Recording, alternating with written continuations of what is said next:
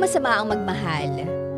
Pero dapat sabay nating pinaiiral ang puso at isipan.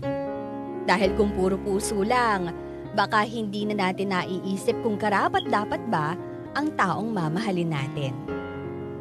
Ako nga pala si Michelle, 29 years old at nagtatrabaho sa isang kumpanya sa Pasay. Magaganda talaga ang mga kwentong ine-air nyo sa programa ninyo at kahit wala namang pagkakapareho sa buhay ko ang ilan sa mga kwentong napakinggan ko, feeling ko nakaka-relate ako. Siguro, masyado lang ako nagiging emosyonal dahil sa mga pinagdadaanan ko ngayon sa buhay. At yan ang nilalaman ng kwentong ibabahagi ko sa inyo.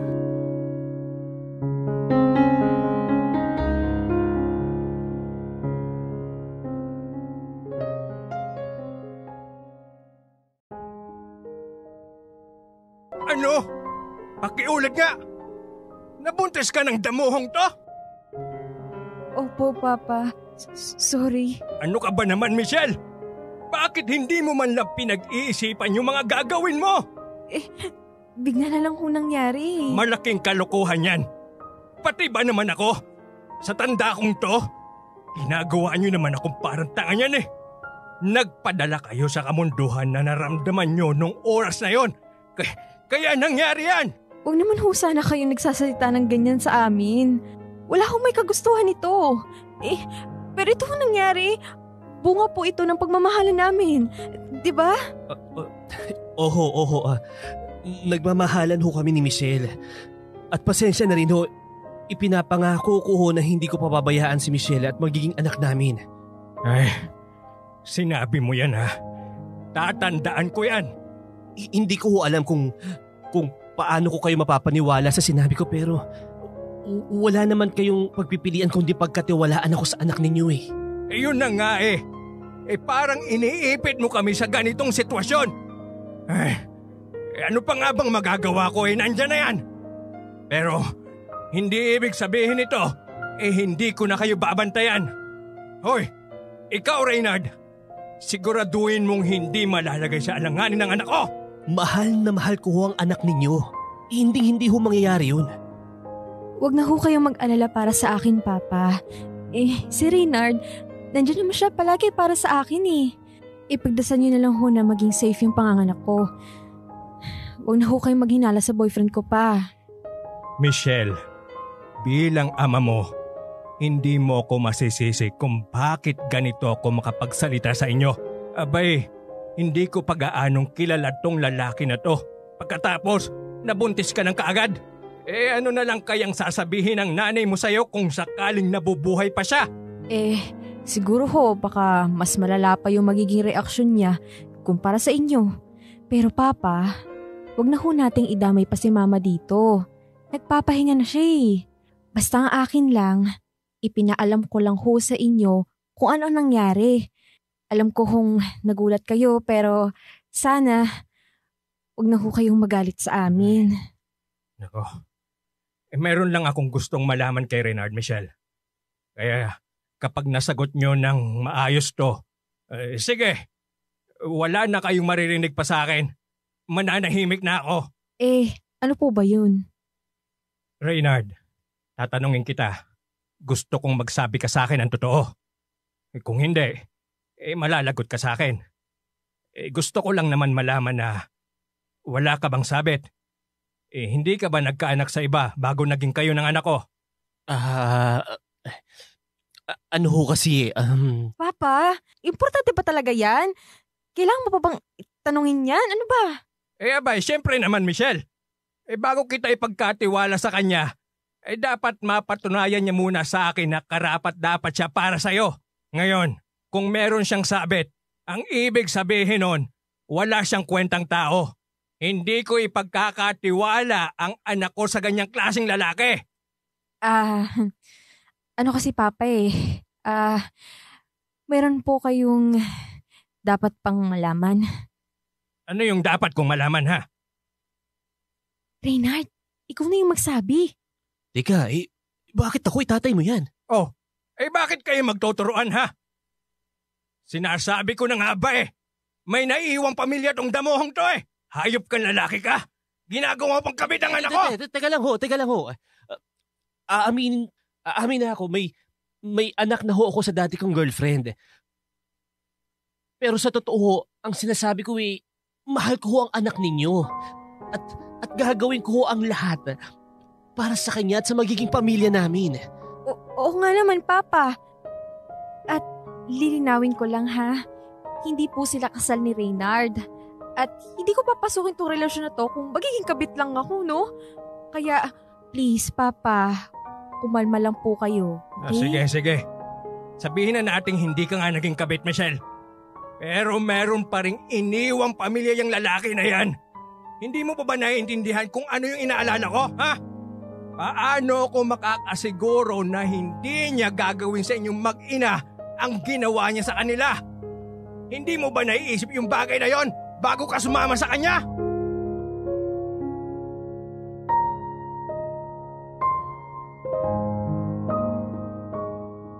Kahit ano pang sabihin ng tatay ko at ng ibang mga tao kay Reynard, ipinaglaban ko pa rin ang pagmamahal ko sa kanya. Alam kong sasama ang loob ni Papa sa akin.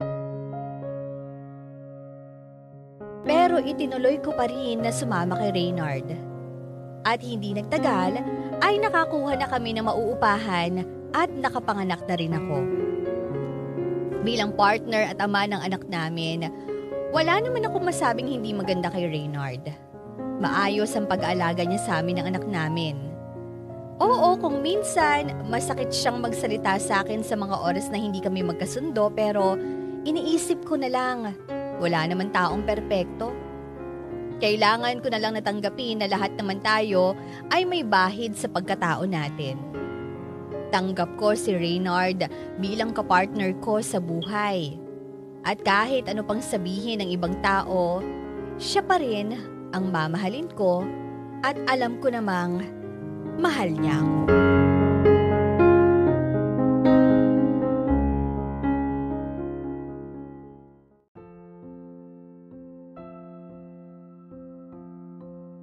Rika, bakit gusto mo makipagkita sa akin?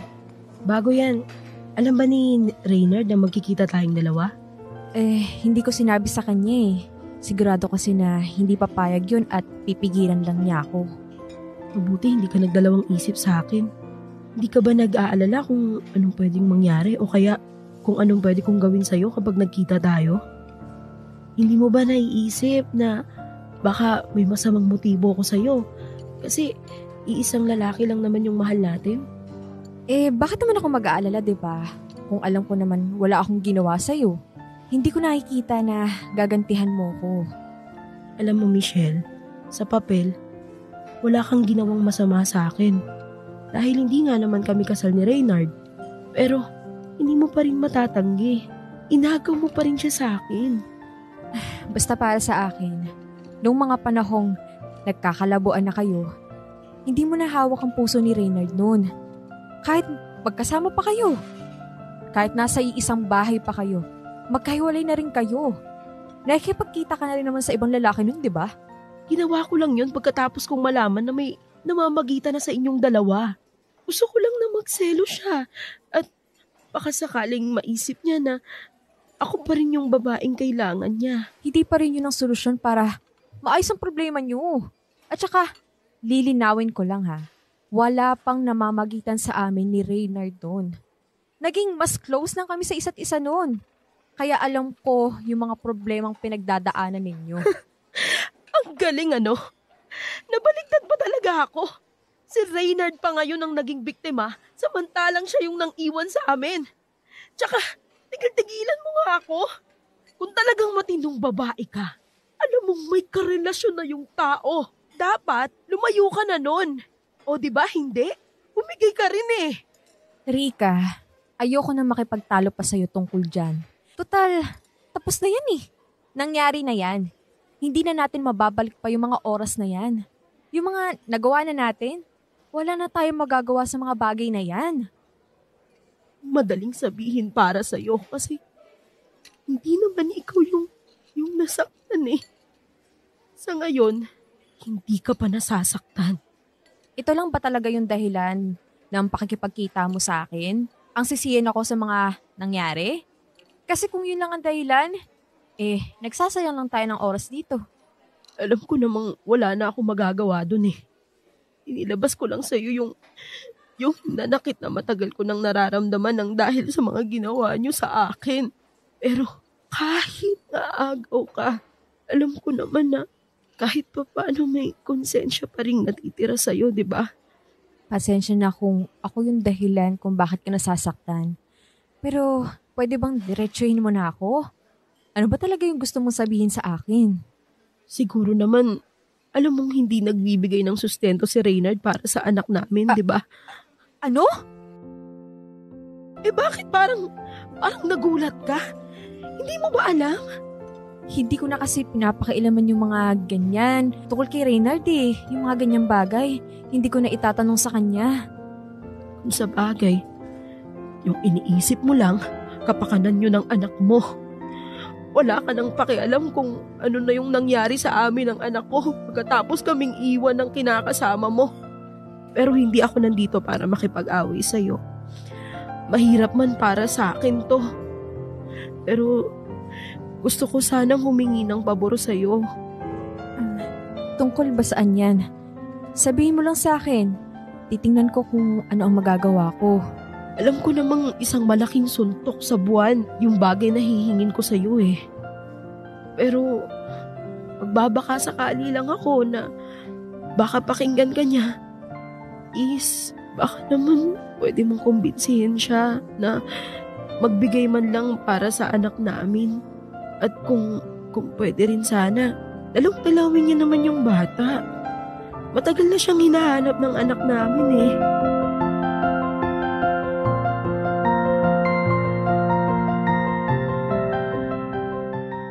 Hindi ako makapaniwala sa mga narinig ko. Ang akala ko talaga, kahit papaano, ay nakakapagbigay naman si Reynard para sa anak niya, kahit na hindi sila magkasundo ni Rika. Hindi ko lang kasi talaga nakikita sa kanya na makakaya niyang pabayaan ng ganun-ganun na lang ang anak nila. Hindi na rin ako matahimik dahil ayokong lumabas akong mali kay Papa sa pagtatanggol ko kay Reynard sa kanya. Kaya kinausap ko na si Reynard tungkol doon. Noong una, ang sabi niya, may mga dahilan siya kung bakit hindi pa siya makapagbigay o makadalaw man lang sa anak nila ni Rika. Pero hindi pa rin ako nakontento sa sagot niya. Kaya ilang beses ko siyang pinapaalalahanan tungkol sa responsibilidad niya para sa anak niya.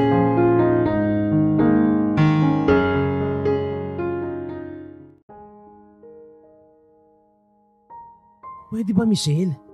Tigil-tigilan mo nga ako sa kakakulit tungkol dyan kay Rika. Wala na nga kami eh. Ikaw na yung mahal ko, di ba? Dapat natutulog na tayo. Nawawala pa yung antok ko eh. Reynard, hindi naman to tungkol kay Rika eh. Tungkol to sa anak nyo. Teka nga, ano bang pakailan mo dun sa anak ni Rika? Hindi mo naman anak yun. Sandali nga lang. Bakit ka nakapagsalita ng ganyan dun sa bata? Baka nakakalimutan mo. Anak mo rin yung batang yun. Hindi naman sa ganun. Kasi nagulat lang ako eh. Biglang naging concern ka sa anak ng karibal mo eh. Alam mo Reynard, hindi ko na iniisip kung karibal ko ba si Rika o hindi. Basta ang alam ko, tapos na kayo. Pero dapat, hindi pa rin natatapos yung obligasyon mo para sa anak mo. Yun lang naman yung akin. Huwag mo na masyadong isipin yan ha. Problema ko na yan. Ako nang bahala dyan. Hindi ko kasi maiwasang hindi mag-alala dun sa bata eh. Sorry, kung nagiging makulit ako. Ay, nakuli ka nga dito. Payakap nga. Alam mo, yun yung nagugustuhan ko sa'yo eh. Iniisip mo pa rin ng ibang tao kahit na hindi ka na dapat nag-aalala sa kanila. Pero ang akin lang, huwag ka rin masyadong mabait. Maaabuso ko ng ibang tao kapag ganyan ka eh. Anong sinasabi mo? Inaabuso ako ng ex mo? O bakit? Hindi ba? Isipin mo ha. Kakausapin niya at hihingi siya ng pabor sa girlfriend ng dating partner niya. Ibang klase talagang lakas ng loob ng babaeng yan. Ang tindi ng kapal ng mukha. Kaya ako hiniwalayan yan eh. Reynard, huwag ka naman magsalita ng ganyan sa ex mo. Ay. May pinagsamahan din naman kayo, di ba? Gagawin lang niya ang lahat para sa anak niya. Hindi na yata tama na sabihin mo siya ng ganyan. Para nagkakampihan pa kayong dalawa. Hindi kami nagkakampihan. Parehas lang kami nang naiisip. Yung kapakanan ng bata. Lalo na siya. Anak niya yung pinag-uusapan dito eh. Ano bang gusto mong gawin ko? Ano? Hindi mo alam? Reynard, simple lang yung ipinapakiusap ko sa'yo. Sustentuhan mo naman yung anak mo kay Rika. Sa tingin mo ba, ganun lang kasimple yun? Michelle, sa panahon ngayon, hindi ganun kadali makakuha ng pera. Tsaka, tingin mo ba, mapupunta talaga sa bata yung ibibigay ko? Grabe ka naman. Hindi naman siguro gagamitin ni Rika yung pera sa kung ano-ano lang. Ay nako, hindi mo kilala yung ex ko. Basta wala akong tiwala sa babae na yan. Baka masayang lang yung pera ko kapag binigay ko sa kanya. O sige na. Diyan sa bagay na yan, naiintindihan kita dyan. Pero sana, mag-effort ka man lang na dalawin o kumustahin yung anak mo. Yan. Alam ko na rin yan. Pinapalabas ni Rika na pabayang ama ako sa anak namin kasi hindi man lang ako nakikita. Pero hindi mo ba naisip? Matagal nang nasa kanya yung bata. Nai-impluwensyahan niya na yun. Anong ibig mong sabihin? Nako, sigurado ako kung ano-ano yung mga sinasabi ni Rika sa anak ko at sirang-sira na ako sa kanya.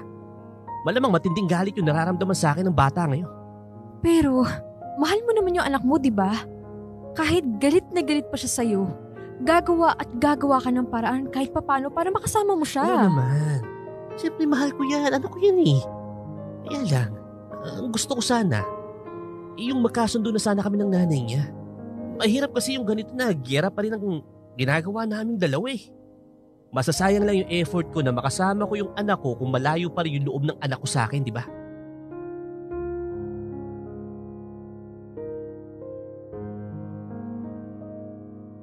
Hindi ko na kinulit pa si Reynard tungkol sa bagay na yon dahil alam kong pwedeng uminit ang ulo niya at pag-awayan pa naming dalawa.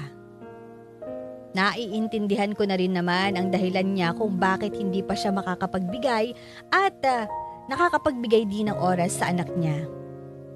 Pero syempre, alam naman nating lahat na kahit na ano pa ang dahilan niya, hindi niya dapat kalimutan ang obligasyon niya. Pero nahihirapan ako sa sitwasyon. Kahit alam kong hindi na tama ang nangyayari, hindi ko pa rin siya kayang tutulan. Mahal na mahal ko si Reynard at hindi ko kakayaning mawala siya sa buhay ko.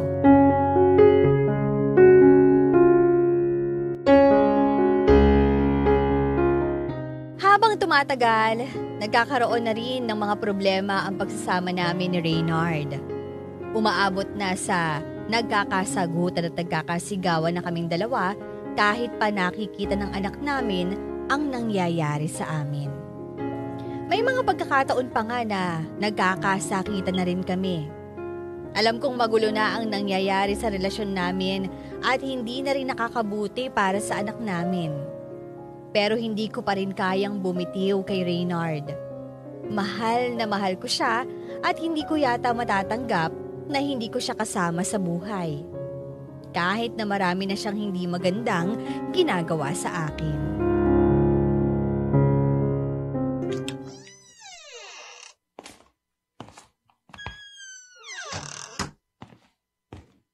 Bakit ngayon ka lang dumating? Bakit mo tinatanong? Kailangan mo bang malaman? Kanina pa ako nag-aalala sa'yo eh. Kanina pa ako hindi mapakali kaiisip sa'yo. Kaya pwede ba? Sagutin mo ako na maayos? Maayos naman yung sagot ko ah. Ikuha mo nga ako ng tubig at nauuhaw ako. Ah, ganun. Nauuhaw ka. Eh, ikaw nga tong mukhang galing sa inuman eh. Ang sabi mo kanina, hindi ako maayos sumagot sa'yo. Ikaw rin pala eh. Piloso po ka rin makipag-usap eh. Pagdating mo, tinatanong lang kita kanina bakit ganitong oras ka umuwi. Tapos, pabalang ka sumagot. Sino ba naman ang matutuwa dun, di ba? Eh, hindi rin naman nakakatuwa yung ginawa mo ah. At bakit?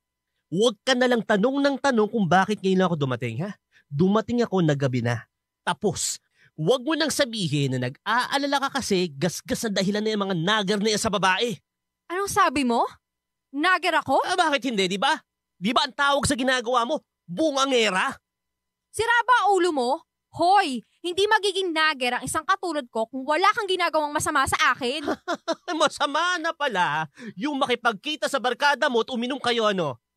Baka hindi ako na-inform. Baka hindi ko nalaman na yan na pala yung latest. Reynard! Huwag mo akong pinagtitripan. Sama ka ng sama sa mga barkada mo habang naghihintay kami dito sa bahay. Hindi mo man lang ba kami iniisip? Alam mo, napaka-OA mo eh. Nadami mo na naman yung bata eh. Ha? Uminom lang ako. Hindi ko na kayo iniisip. Ganun agad ang nasa isip mo. Nag-good time lang naman kami. Tsaka sa lahat ba ng oras, iisipin ko pa kayo? Pwede ba tigilan mo ko? Tapos gagamitin mo pa yung bata? Bata lang yan, Michelle. Walang kamalay-malay yan. Walang pakialam yan sa kung anong nangyayari sa tatay niya. Yan ang problema sa inyo eh. Mabuti sana kung minsan lang nangyayari to eh. Pero hindi! Nagiging madalas na. Ilang beses mo nang ginagawa to. Hindi ko nga alam kung talagang barkada mo yung kasama mo eh. O ayan, ayan na. Sabi ko na nga ba eh. Mapupunta dito yung usapan eh. Kung ano-ano na naman yung iniisip mo, o di ba? Lumabas din yung totoo. Hindi mo mapipigilan yung pagsiselos mo. At bakit? Wala ba akong karapatang magselos?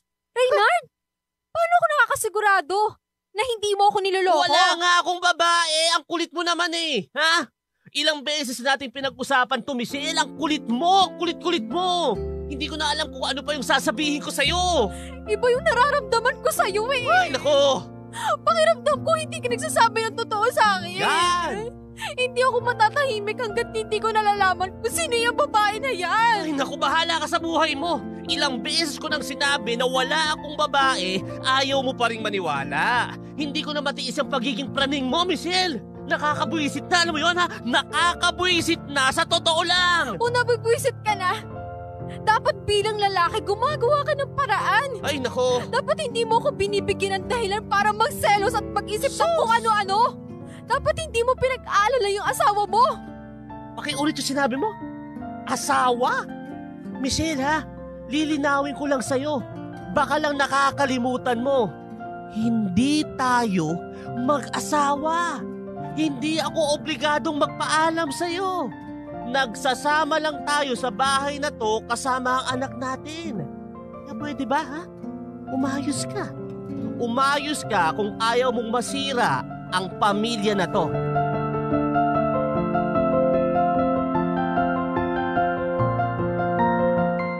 Ilang araw pagkatapos ng pagtatalo namin, nagpaalam siya sa akin na aalis na muna raw siya. Natotoxica na raw siya sa mga nangyayari sa relasyon namin. Gusto lang naman daw niyang mapag-isa at makapag-isip-isip muna. Kaya pinayagan ko na siya dahil ayoko ring nakikita at naririnig ng anak namin ang mga paulit-ulit na pag-aaway namin. Ang paalam niya sa akin, pupunta lang daw siya sa pinsan niya. Kapag naman tinatawagan ko yung pinsan niya at kinukumusta kung ano yung nangyayari sa kanya, sinasabihan lang ako ng pinsan niya na wag na raw akong tumawag at lalong nasa-stress daw si Reynard kaya itinigil ko na. Natapos din naman ang mga pag-aalala ko nang umuwi na siya sa amin. Pero sa kung anumang dahilan, nararamdaman kong parang may nangyayaring hindi tama sa relasyon naming dalawa.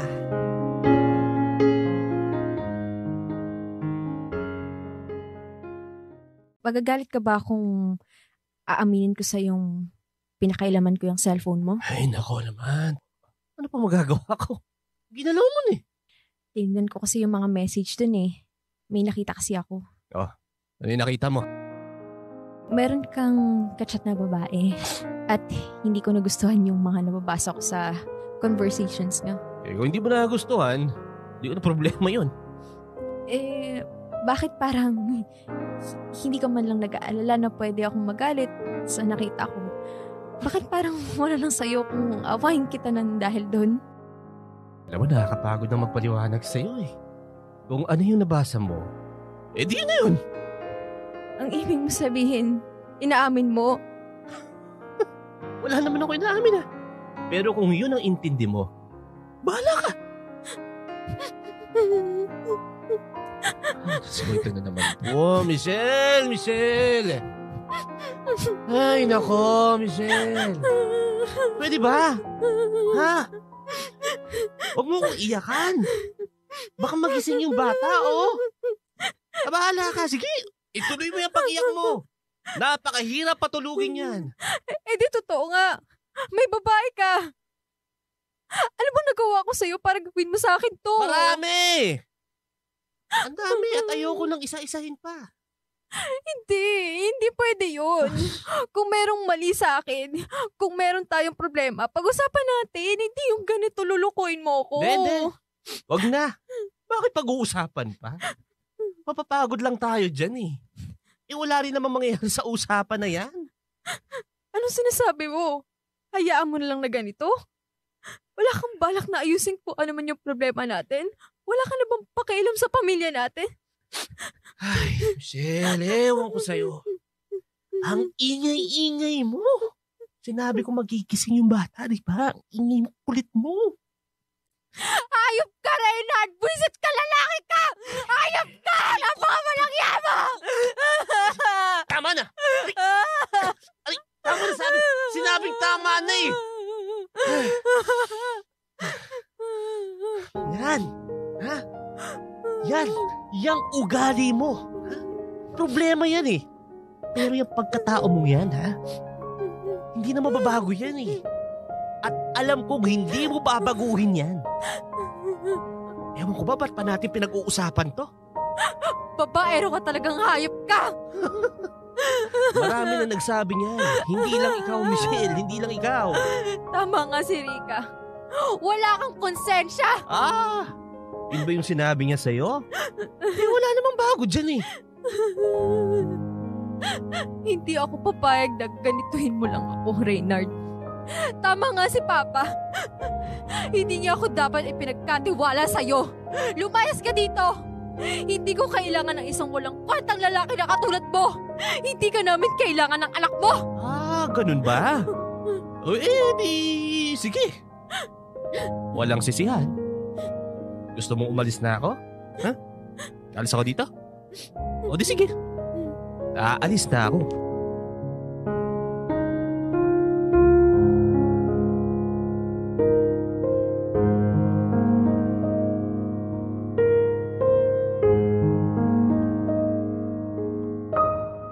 Aaminin kong umasa pa ako na hindi itutuloy ni Reynard ang banta niya. Pero nagkamali ako dahil tinotoo niya ang sinabi niya. Nagawa nga niyang iwan kami ng anak ko. Hindi ko akalain na hahantong sa ganito. Kaya naman halos araw-araw ay iyak ako ng iyak dahil hindi ko matanggap na umalis ng ganun-ganun na lang ang lalaking minahal at ipinaglaban ko sa tatay ko at sa ibang mga tao. Hindi naging madali ang pagtanggap ko sa katotohanan na wala na talaga si Reynard sa buhay namin.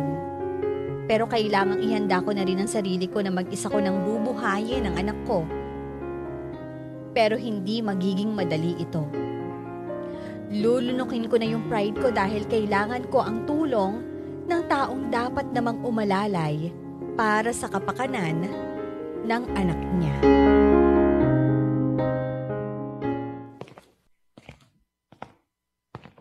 Anong ginagawa mo dito? Bakit mo ko pinuntahan dito sa trabaho ko? Pauwi na ako eh. Pwede ba tayong mag-usap? Kakausapin mo lang ako? Kailangan mo pa ako puntahan dito? Pwede naman tayo mag-usap sa ibang lugar ah. Hindi ka sumasagot sa mga messages ko eh. Ito lang yung naisip kong lugar na pwede kitang puntahan para makausap ka.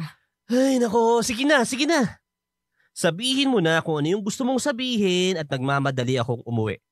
Huwag mo naman akong madaliin, Reynard. Tungkol to sa anak mo. Sana naman makapag-usap tayo ng masinsinan. Teka. Anong nangyari kay Jepoy, ha? May sakit ba siya? May nangyari bang masama sa kanya? Okay lang siya. Ano? Okay lang naman pala yung bata eh. Bakit ang iistorbo ka? Naghahanap ka ba ng away, ng gulo? Anong gusto mo, ha? Kawawa naman yung bata. Ginagamit mo pa yung anak mo. Hindi ko ginagamit si Jepoy sa'yo. Kaya nga ako nandito para sa kanya. Ang gusto ko lang, magbigay ka naman ng sustento. Suportahan mo naman yung anak mo. Ayos ah. Di ba pinalayas mo ko? Ha? Di ba ang sabi mo, hindi nyo na kailangan sa buhay nyo yung tulad ko? Bakit ngayon? Nangingi ka ng suporta sa akin. Bakit?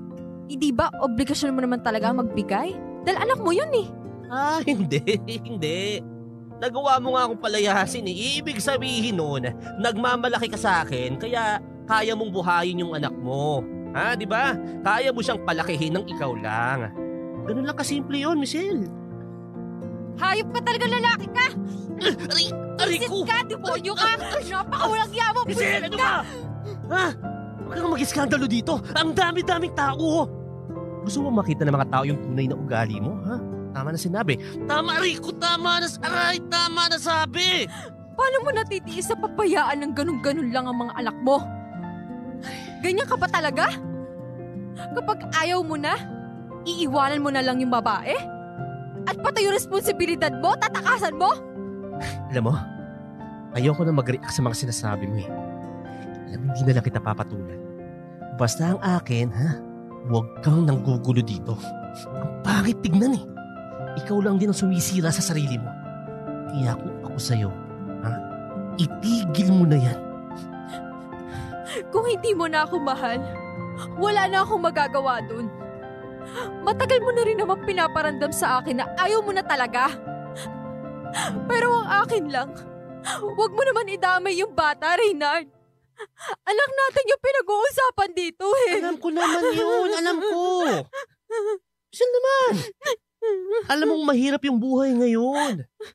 Sa ngayon wala pa talaga ako maibibigay eh. Alam mo, sasabihan na lang kita kapag meron na ako, ha?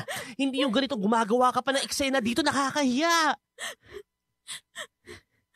Paano ako makakasiguro na tutuparin mo yung pangako mo, ha? Hindi pwede. Hindi ko palalagpasin to. Gagawin ko ang lahat para sa anak ko.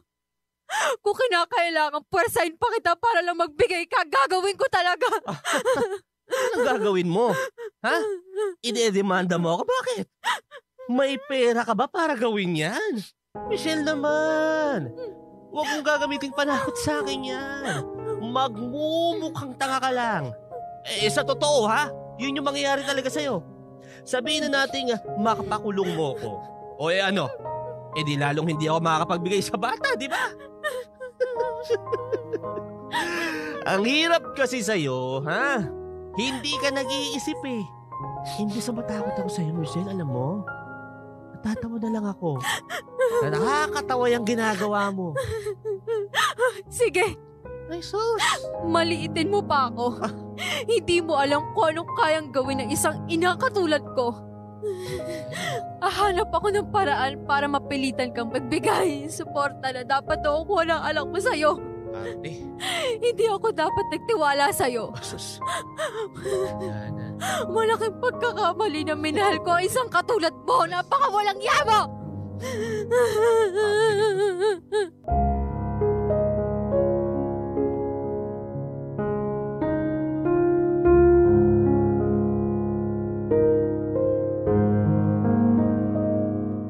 Kailangan kong ipakita kay Reynard na malakas ang loob ko at hindi ako nasisindak sa kanya.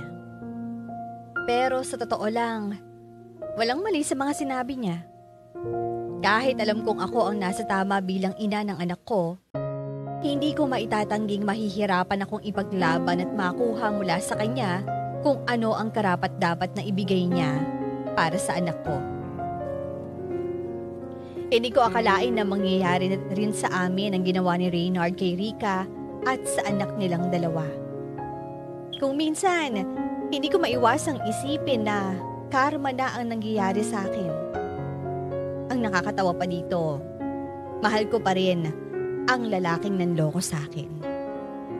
Siguro nga, napakatanga ko talaga pagdating sa pag-ibig. Pero ano man ang mangyari, hindi pa rin ako dapat sumuko sa buhay para sa kinabukasan namin ng anak ko. Hanggang dito na lang muna at maraming salamat, Michelle.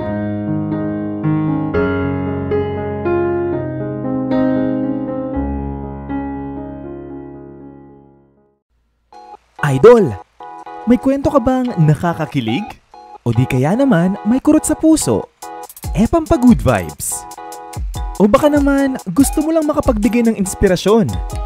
Halika! Pwedeng-pwede kang magpadala ng kwento ng buhay mo sa amin.